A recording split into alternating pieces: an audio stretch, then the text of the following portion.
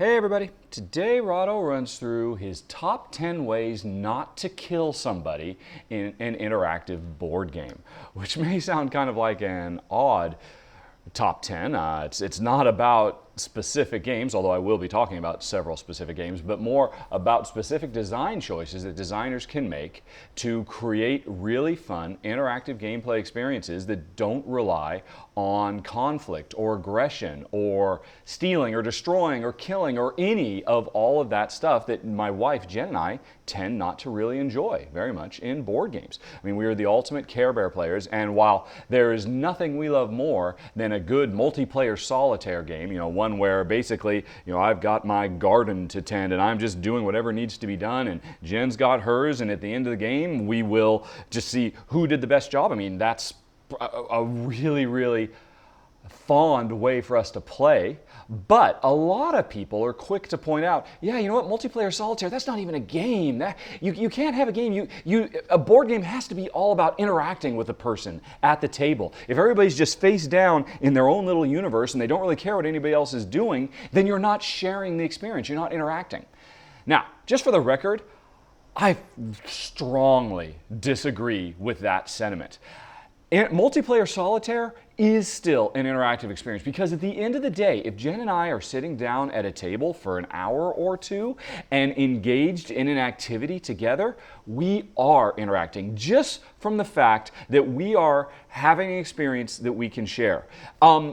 If I go out to the movies with you, we don't have to be sitting in the theater arm wrestling the entire time for it to be an interactive experience. Just the fact that you and I have gone out together, we've sat together in a theater, we have a new shared memory, that is interaction. I mean, there's plenty of studies about good parenting and how on some level the most important thing is just to be in the room with your kids. Whether or not you're helping with their homework or you're just sitting there reading the evening newspaper, the fact that you're there is so much of what's crucial about being an interactive and involved parent in your kids' lives. And I think that's true across the board. I mean, Jen and I, we watch lots of TV shows together and we share that experience with each other. We play lots of multiplayer solitaire games together and we share that experience. It is an interactive experience as far as we're concerned. But that's really kind of off tangent because this is to talk about, well, how can you have full interaction in a board game without killing each other, without conflict. I mean, without conflict, there is no drama, right? That's another thing that people often say to me online when they're arguing why I should be less Care Bear and I should enjoy more killing and death-related games. Well, that's what this run-through is for. I'm going to talk about my top 10 favorite ways that I have found games to engender interaction between players without players having to slit each other's throats or steal from each other, whatever it might be. So, without further ado, let's jump right into that. Let's start with number 10, the gameplay feature.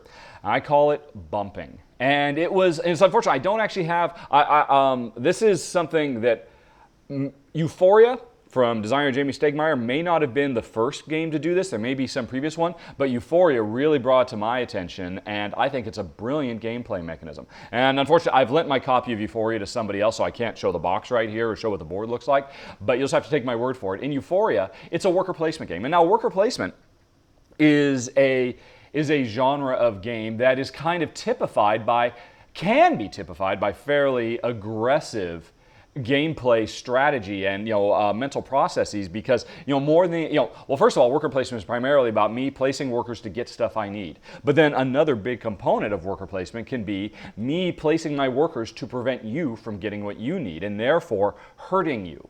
Now, that's a side of worker placement that Jen and I don't tend to enjoy, and games that really focus on it heavily are ones that kind of tend to be a turnoff, like The Ancient World, which came out last year. It was a worker placement game that just goes above and beyond on the aggression factor, so we weren't too terribly crazy, although it was a brilliant game. Bora Bora is another one where, wow, it's worker placement, but boy, you really want to, twist the knife in my back when you place a worker in that game because you can go so far above and beyond in hurting me.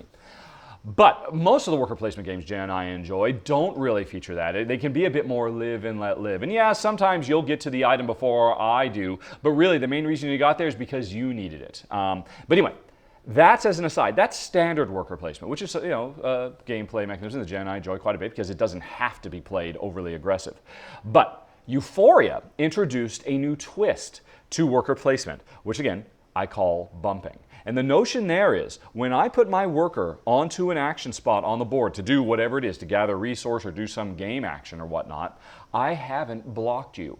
You can still go to that space. I don't hinder your progress at all. But the genius part is, because I've occupied that space, if you want to go to that space, if you move in there, you will bump me back off the board, and you will give me my worker back. Because in Euphoria, basically, we each take turns placing workers, and once I'm out of workers, I have to waste an entire turn to recall all my workers from the board. And that can be painful. I mean, that's really slowing me down in a game that's a race, and everybody's racing to the finish line as fast as possible. Me having to waste an entire turn just to recall my workers, that's not good. But if I'm smart about where my workers, if I can anticipate where you want to place your workers, and I put my workers in there first, I'll get whatever the resource is or the action, whatever it might be, and then when you go there, you will bump me out and give me my worker back. And so that allows me to put off the inevitable waste of time that I would have to summon that guy back. And it's just brilliant. It creates such a new and interesting level of interaction between players because I am very directly invested in what it is you're doing, trying to anticipate where you're going to go. Because if I get there first, I'm not going to screw you. I am going to give you the opportunity to help me. And now it's interesting. That is, you could still look at that as being on the receiving end of that. I mean, kind of a slight bit of Scrooge because you don't necessarily want to help me because, heck, maybe I'm already in the lead and you don't want to give me one of my workers back. So if I go there, maybe you won't chase after that. Maybe you'll wait until I recall my workers to go there yourself. A whole bunch of new, interesting intricacies get introduced to worker placement with this bump mechanism. And I just gotta say, I absolutely love it. And I'm surprised I haven't seen it in more games. Jamie Stegmaier revisited it in the expansion for Viticulture. He introduced it there. And there's another game, Troubles. The orange space game that does it as well. But for the most part, there are very few games, and I think it's really, really brilliant. And that's my number 10 non-aggressive interaction mechanism, bumping. Now, moving on to number 9. Trade. Man, I so love the idea of player trade, of the notion of negotiating and wheeling and dealing.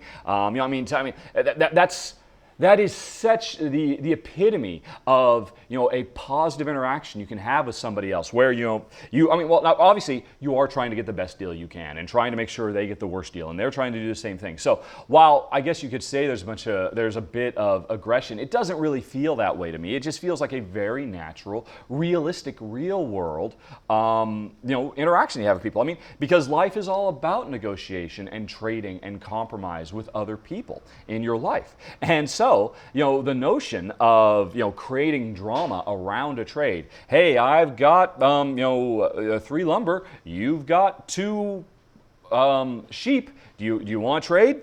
And, working out the particulars of that deal is a blast.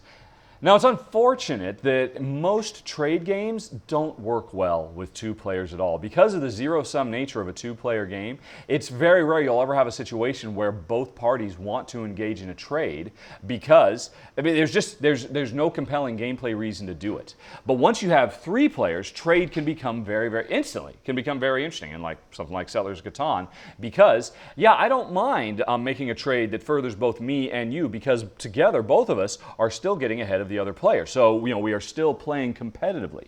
And don't get me wrong, playing competitive is not a bad word. I mean, of course, both Jen and I are competitive players. We just don't want to hit each other over the head with clubs. So, trade is awesome, but there are very, very few games that I've been able to find that trade is interesting in 2-player, but I can think of one. And that is Mundus Novus, which, to be fair, the more players you put in, the more interesting this game gets because of the trade. But the interesting thing about the trade in this game is the rules enforce it. Because every round, part of the round structure is everybody has to pony up a certain amount of goods they've got and engage in a trade round where I will grab some of the stuff that you've put up for trade, or I'll take stuff from like a neutral central marketplace, and then you get to take stuff that I've put up for trade. And so it's kind of an indirect trade, but the amazing thing is it is interesting and compelling and very, very fun. in a two-player game for, to find a way to get trading to work. So Mundus Novus is very, very cool in that regard. I can only hope, I mean, heck, maybe if some of you people could suggest other games with trade that work well with two. I haven't found very many, but I'd sure love to see some. Anyway, so that was gameplay mechanism number 9, trading. Now, number 8 is what I call the non-hostile takeover. And it is typified, and honestly, I can only think of one game that does this. Maybe there's more of them out there.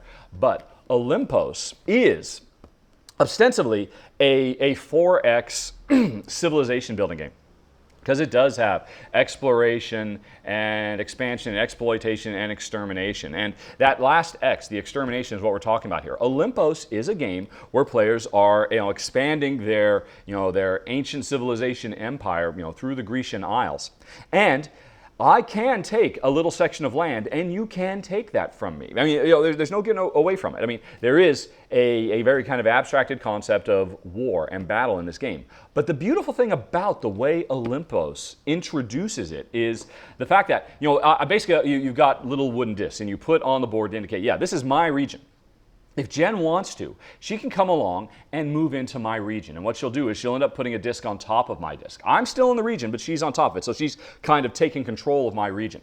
Now, the warfare, there's no rolling of dice or, me trying to play cards that will, scupper your plans and all of that. It just means that, when Jen moves into my region, she's moved in, she's at the little top of the disc, and for her to do it, she had to pay a fair amount of resources. Time is the primary resource in this game. I have little markers that represent time that we can use to trade in to get extra actions and stuff like that. So for Jen to move into my region, she has to pay a pretty steep cost. She has to pay time tokens. And the interesting thing is, even though I've lost something, I've lost direct control of my region and the resources that region creates, I get a benefit. I get time. I get time that I can subsequently play in another turn. So even though I've lost something, I gain something. And in some circumstances, what I gain might be even more valuable. If Jen moves into my territory and gives me time, that's something I can turn around and use in a subsequent turn. But the interesting thing about this game is that the warfare, the extermination in this game, it's not truly exterminating because I'm still there. I'm still in the region. And in a future turn, anytime I want, if, I want the lumber that region generates, that Jen is temporarily getting because she's moved in, all I've got to do is take my disc off the bottom of the stack, move it back up to the top, and just pay a little bit of time to take my region back. And so it's really kind of interesting. It's almost kind of like we share the land. Because, we're both in it, and at any given time on a player's turn, they might put themselves back up to the top so they have access to the resources it needs. But, we can always just jump back and forth, and there's really... There's no sense of destruction. There's no sense of, I worked really hard to claim this land for myself, and, I've built up a really great infrastructure, and it's awesome, and then you come along and just destroy it, which is what you typically see in a 4X style game. That's what extermination means. In this game, you just kind of come along and you do a little non-hostile takeover. You just kind of move in, and now you're here with me, and okay, now you got access, but if I want my access back, boom, I can just pay a little bit of stuff, and I can get it back. And while, again, you could look at that as a tiny bit of aggression, it really doesn't feel that way at all. It almost feels kind of like, these regions are just library books, and the map is the library, and I've got the book checked out, but now you're going to check it out for a little bit, and then later on, I'll check the book out. And it's just a blast, and it's a wonderful way that Jen and I have found to be able to get a wonderful civilization building game, because Olympos is a lot of fun. It's got a great tech tree, it's got a lot of good things going on, and so many 4X games are denied us, like Eclipse or Clash of Cultures, or so many of them, because we don't want to be killing each other and destroying each other. Olympos is a great way for us to be able to have the 4X experience without needless, nasty, in-your-face aggression. It's absolutely brilliant. Love it. That was number 8, non-hostile takeovers. Now, on to number 7. This one's kind of a special little one that's typified by one game that we own, and I know of a couple of others, but I didn't stick with those games because those games had other elements we didn't particularly like. But Helvetia, or Helvetia, I think it's Helvetia, from designer Matt Kramer and Cosmos, is a wonderful game because it's a worker placement game of sorts. But the interesting thing about this game is my workers can marry your workers, and to the benefit of both of us. Because if I've got like a female villager, I can move her into your village and marry one of your male villagers. And say your male villager was in the lumber mill, so you have a great supply of lumber that you're using. What I can do is I would like to get some lumber as well. So I will have my female villager marry your male villager. And now that means I move into your village and I now have access to lumber as well. We share the access, which right off the bat is lovely. But I'm obviously getting a big benefit there. I didn't have to actually build a building to get access to lumber. You get a big advantage too, because when these two people move in together, that gives you the opportunity for this new married couple living in your village to have a baby. And that baby will grow up and become another worker that can be added to your workforce. This is just gobsmackingly brilliant. Absolutely love it. I mean, Helvetia is a wonderful example of a game that is chock full of player interaction. We are literally tied to, we have tied the knot in this game. You usually do it several times. But it's all positive. It's positive on both sides. And that's what I'm talking about. That's how you can have interaction in a board game without clubbing each other to death. Oh, love it. Love tying the knot in Helvetia. All right, moving on to, that was number 7. Number 6. Now, this actually has been used in a lot of games, and I am going to use Castles of Mad King Ludwig as my go-to example of what is commonly called I Split, You Choose. And this is a concept where every round of the game, there are going to be a certain number of resources available to all the players. And the main crux of the game is figuring out how are those resources going to be split amongst all the players. And the solution is, it's not about shooting each other and trying to kill each other or stealing from each other or all the ways that so many nasty, mean-spirited games would have us divvy up all this loot. The way it works in this game is that one player is, in this game, I believe you're called the Master Architect or something like that. And you get to take all the resources that are available and you get to assign prices to all of them.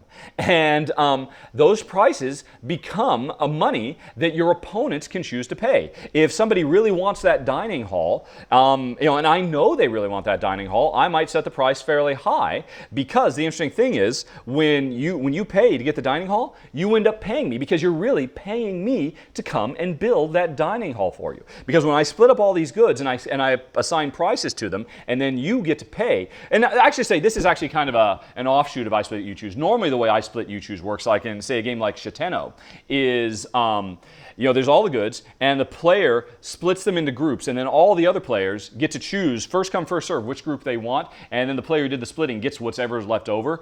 And that works great too. Castles of Mad King Ludwig adds an extra spin to it, because you're not just creating the groups and everybody gets to grab them, you are setting prices and everybody gets to pay, and they pay you.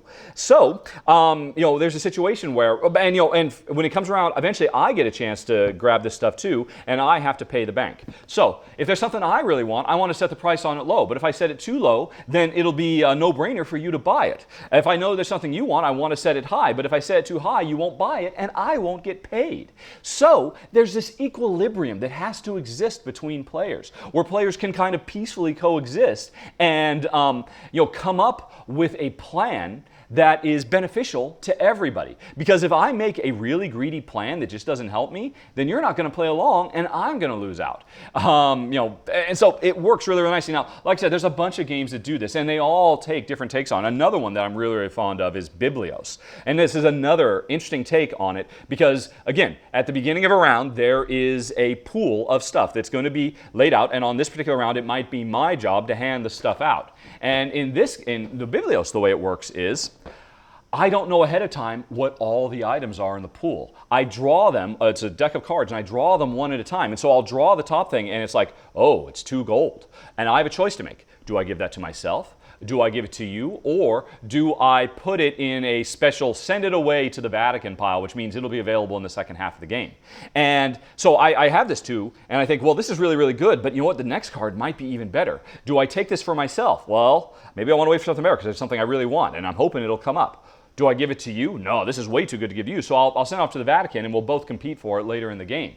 And It's a brilliant system. So much tension because, I ultimately decide, well, I'll keep this for myself. It's too good to pass up. I don't want to take a chance to give it to you. And then I draw the next card, and it's, oh my God, this is exactly what I wanted, and now I can't take it for myself. I have to give it to you. It's really, really great game. An interesting twist on the I split you choose. They all basically circle around the fact is there's a pool of resources and it's one player's responsibility to deploy them, to disperse them amongst the other players. And that is a very fun and, again, non-violent means of direct interaction between players that brings all players together at the table. Absolutely brilliant. So that is why it is my number 6. Now, let's move on to my number 5 gameplay mechanism, which I call shared resources, which is a little bit different than I split you choose. In this game, and the game I'm going to refer to as Glass Road from Uwe Rosenberg, wonderful game. By the way, I should say, so far I have done a run through for every single game I have talked about. And actually, all the games I'm going to talk about in this video today, I've done a run through for every single one of them. So you can go, go to Rahdo.com and you can hit the search button and find run throughs for all of these things so you can learn more about the games. But Glass Road is a great, great interactive game. Every round, what happens is there are going to be a bunch of craftsmen who potentially are going to come to our region of the country and do work for us. And so we have a hand of cards that represents all these craftsmen. And what we're going to do is we are going to, in secret, choose what craftsmen am I going to invite out to my fiefdom to do work for me, to help me convert resources or build things or whatever it might be. And each craftsman card I've got has 2 actions, and they're both good actions, the one at the top of the card and the one at the bottom of the card. In a perfect world, if I summon the lumberjack to my region, I'm just going to talk about lumber throughout this. That's going to be my go-to resource for all these games. If I summon the lumberjack, if I am the only person who summons the lumberjack, I will get access to both of those actions. I'll get full use of his time.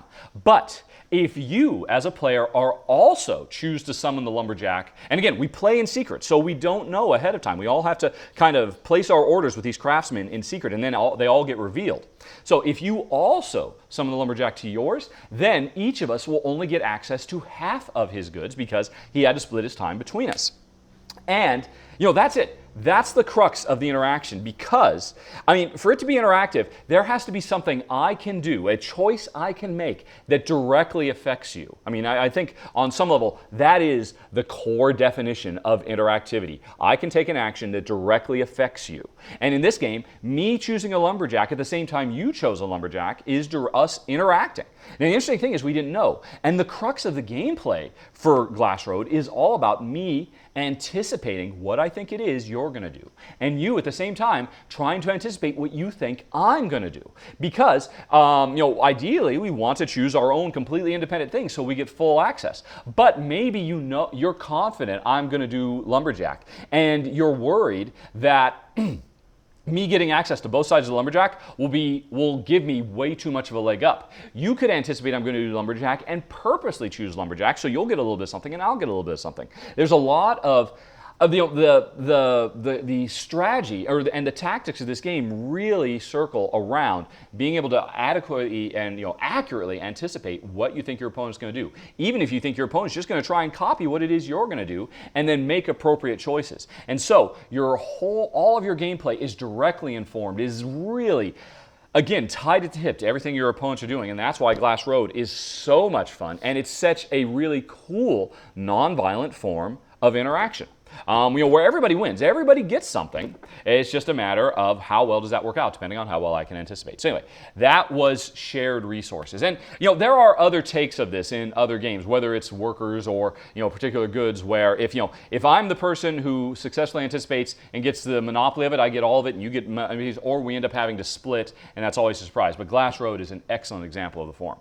Okay, so now moving on to number 4, and now this is probably, of all the things I'm talking about here, the most common nonviolent form of player interaction in board games that there is.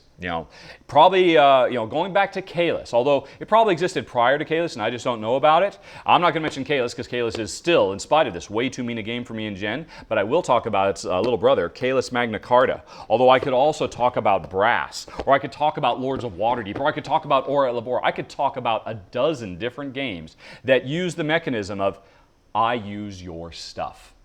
And what that means is these are games where, over the course of the game, I am trying to build something, usually some kind of economic engine that I can leverage to achieve my goals, whatever they might be. But usually that means I am creating usually like physical locations, like buildings that give certain special ability.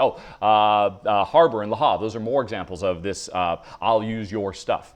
So anyway, I create a building and say it's a lumber mill, and it allows me to convert wood into usable lumber, raw trees into usable lumber. And so that's great. I've got a lumber mill. Awesome.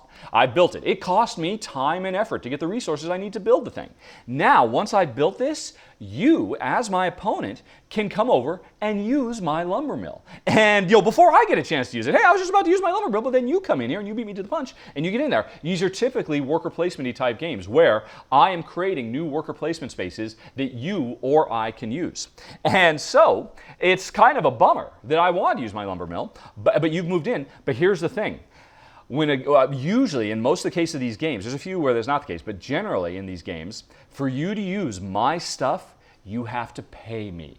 You have to recompense me, give me something, money, resources, time, whatever it might be, so that you use my building. And so, in these games, it's not at all uncommon that, I'm going to build a building that I don't even need, but I anticipate this is a building that my opponents are going to need a lot. And if I get this building built and everybody else keeps using it, and who cares if I ever get to use it, because I'm going to get this steady influx of, this income of whatever it might be because everybody else is using my building. And that's brilliant because that kind of models the reality of, of an economic ecosystem where, yes, I will create a business and then other people will come and pay me to use my business. How can that be bad? And yeah, maybe now that means I'm so busy that I can't use it myself and I want to use it myself, but it's just it just feels so natural and intuitive. And it means players are once again interacting on such a deep, core instinctual level that mirrors the real world. It just works wonderfully. And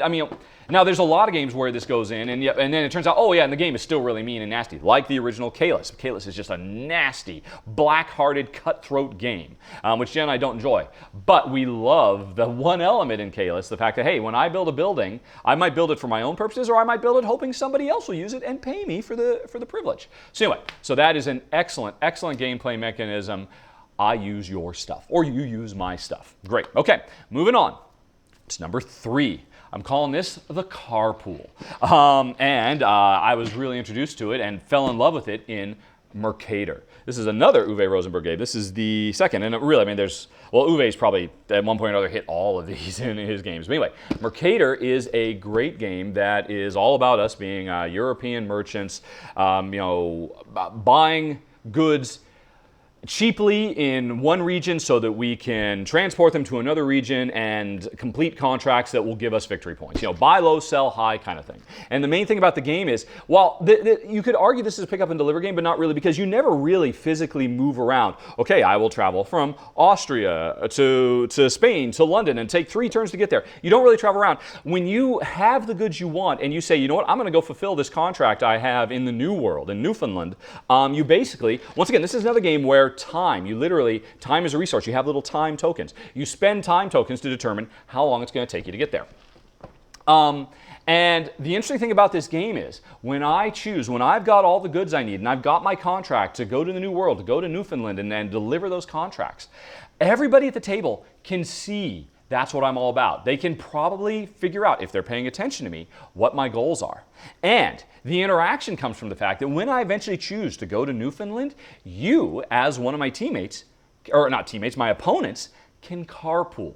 You can basically ride on my coattails and get a free ride out to Newfoundland. So if you yourself if you see me getting a contract to start building up, you might want to grab your own contract in Newfoundland, get it filled quick, and then don't waste your time, don't waste your turn trying to travel out there. Wait until I go, and then you just have to pay me a time token or 2 so that you can ride along for free. So you don't have to waste the most precious commodity you have in the game, which is a full turn, because you'd have to spend a full turn going out there, but instead you can just piggyback off of my ride if you're willing to spend some time.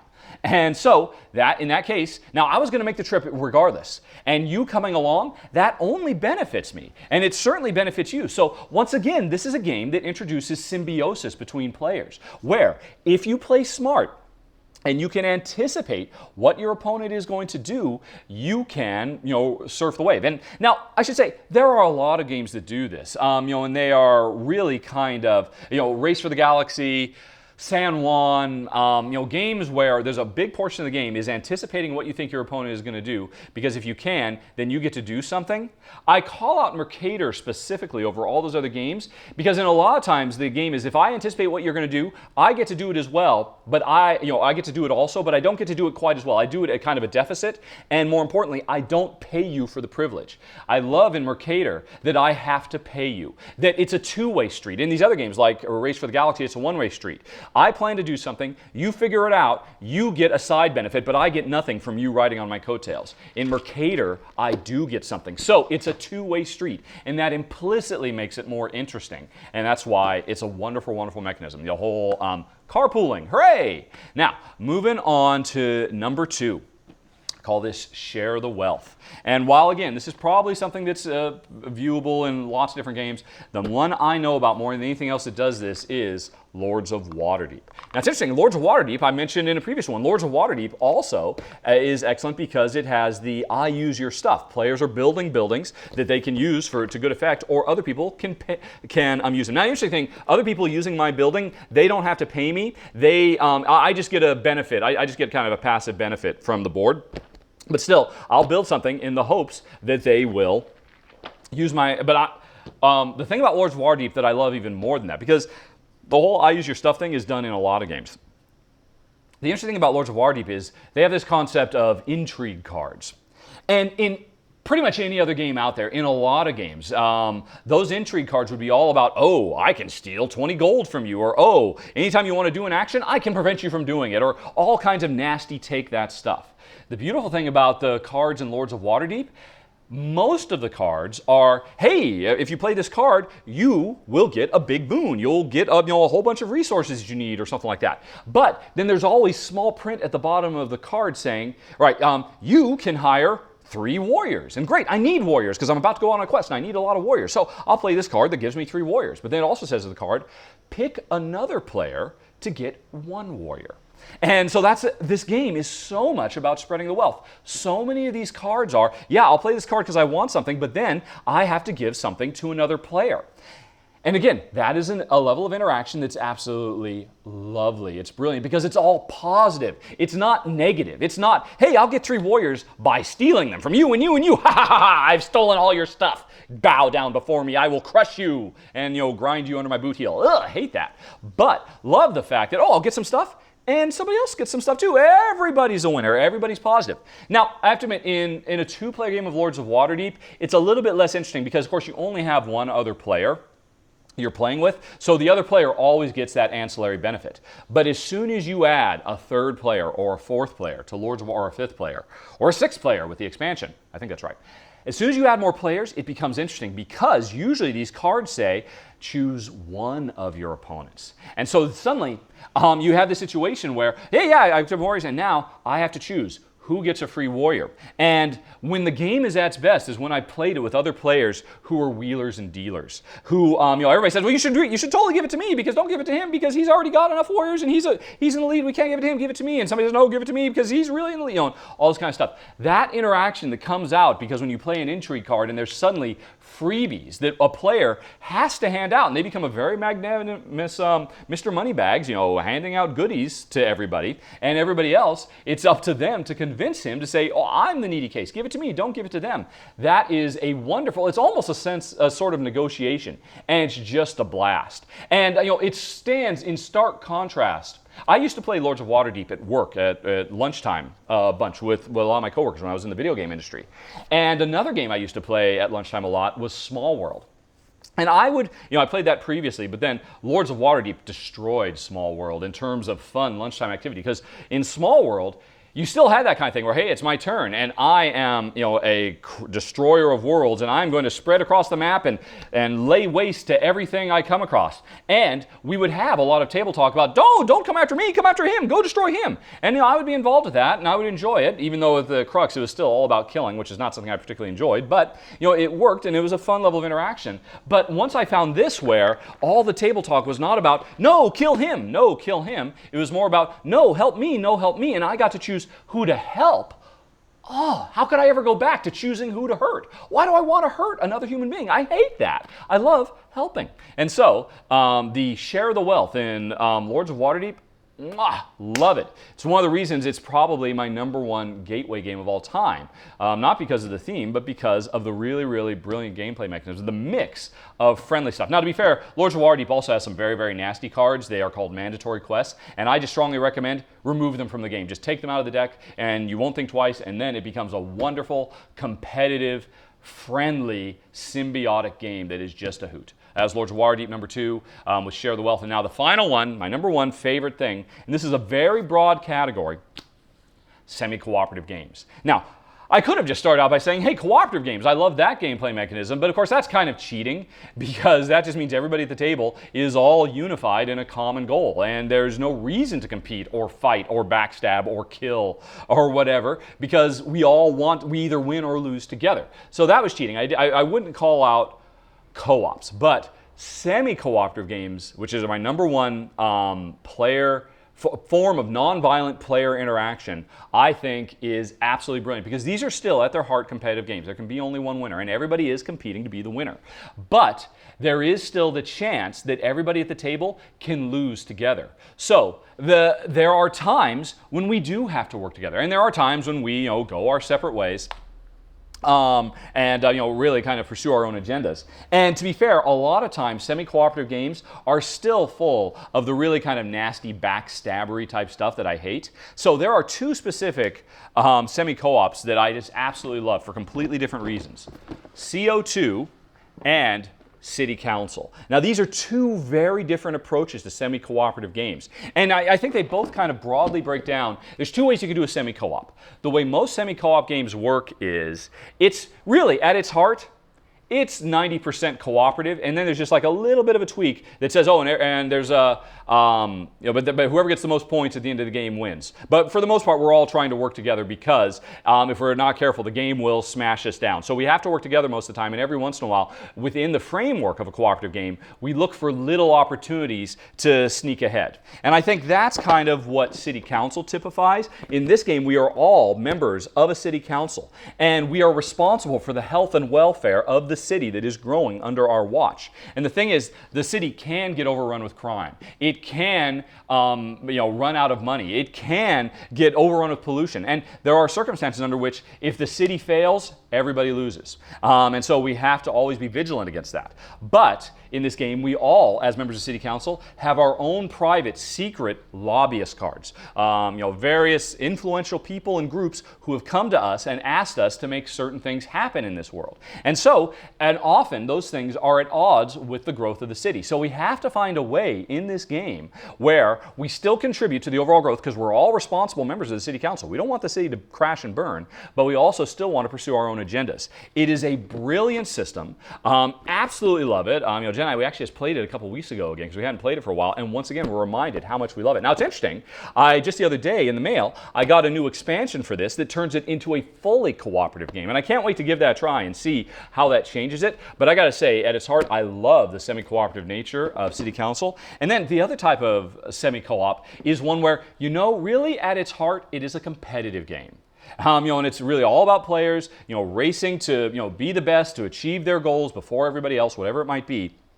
And then on top of that, every once in a while, the game strikes back, and you have to watch out for that. And actually, to a certain extent, I think to a certain extent, that's what City Council is too. This is the kind of semi-co-op we like, because in CO2, for the most part, we're just trying to run our own international green energy companies trying to set up solar and what are they? Solar and fusion. So there's a little bit of sci-fi in here as well, obviously. You're basically trying to set up green energy creating opportunities around the world, and at the same time shut down polluting, carbon emitting coal plants and stuff like that. And for the most part, we are really just kind of pursuing, trying to get economic opportunities when we can, look for great places to build so that we can benefit from it. But as we're doing that, the state of the world is steadily getting worse and worse and worse. And Jen and I have found when we play, usually there will come a time when the world is on the brink. And if we don't put aside our competitive ways and work together, then the whole world will blow up. And generally we find, okay, oh yeah, this is really bad. We're almost to the tipping point. We've almost gotten it to where there's more green than there is, polluting stuff. But this round, if we don't put aside our competition, because we have to work together, we must coordinate our moves, because the world will die at the end of this round if we don't do something. And so suddenly it goes from being a very, very interesting competitive business simulation to a full-on co-op where we have to put aside all our goals, work together, see our way through that, and then in the next round, okay, things are back to normal, we can go back to competing. So that works brilliantly. Now there's another thing in here which is kind of a culmination of several of the other elements. It's kind of the I use your stuff and the shared resources, because an interesting element of building the power plants in CO2 is I don't build the power plant all by myself. It goes in multiple stages. First, I think there's 3 distinct stages that have to be done.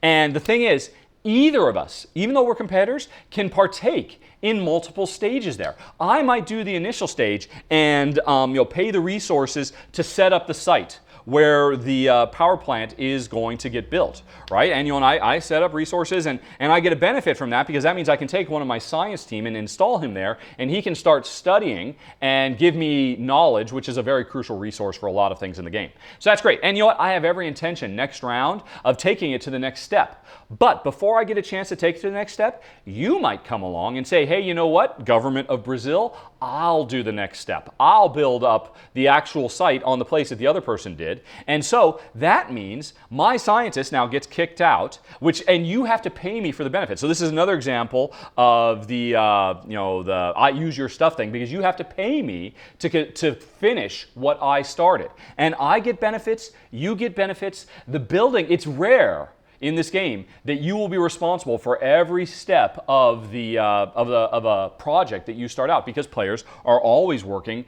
in sync with each other, but they are also symbiotically benefiting from what each other is doing. And then there's a whole nother benefit thing where there are summits, scientific summits at various places in the world, and I need to send my scientists there, but I can't get the benefit from the summit until the summit is finished. And so I might send my scientist to Switzerland because he's a real expert on solar, hoping that you will send your scientist, who is an expert on reforestation, because if you send your scientist over there, we both get the benefit from the summit. But if you don't, then I'll have to finish the summit myself. So CO2 is chock-a-block with so many cool, interesting, non-violent ways for player to interact. Now, some people think it's a very violent, nasty game because they mistakenly go into the game thinking, hey, you know what? When I started this project, this is my project. You can't come in here and take over my project. You stole it from me. How evil.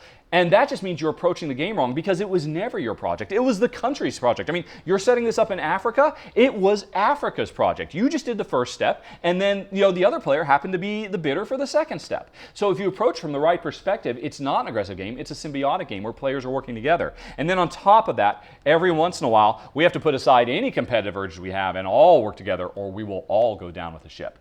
And so anyway, that was my number one. When they're done well, which means they don't have a lot of negative, nasty, violent interaction on top of it, semi-cooperative games are the bee's knees. Absolutely love them. There's only a few of them. We've tried a lot of them, and these are the 2 that we have found work really well with us, and we enjoy them both immensely because of their very unique, very fresh, very intertwined player interaction, even though at no point do we ever say, oh my God, I can't believe you just stabbed me in the back. Here, would you like the knife?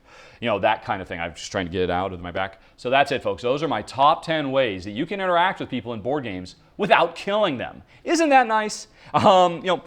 I think so. It's why the vast majority of the games on this wall, very few of them feature killing or stealing or any kind of negative, nasty interaction.